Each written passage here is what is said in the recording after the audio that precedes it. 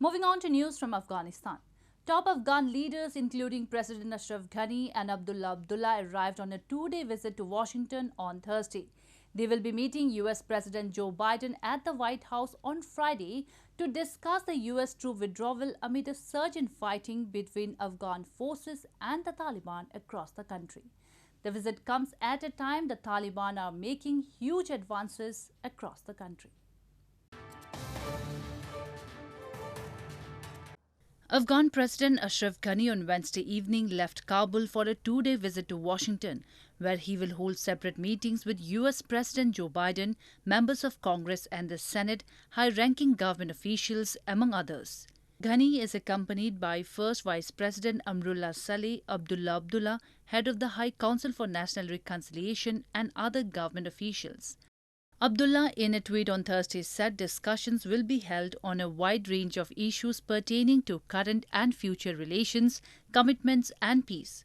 White House Press Secretary Jen Psaki said on Wednesday that the Pentagon is overseeing an orderly withdrawal of US forces from Afghanistan, and the United States has not seen an increase in violence directed against its troops in the country in the past year. I will say that while in general we are seeing elevated attacks on DSF and Afghan government versus a year ago, we have not seen an increase in attacks on our military presence since February 2020. And we also assess that had we not begun to draw down, violence would have increased against us as well after May 1st, because that was what the Taliban was clearly conveying. So the status quo, in our view, was not an option.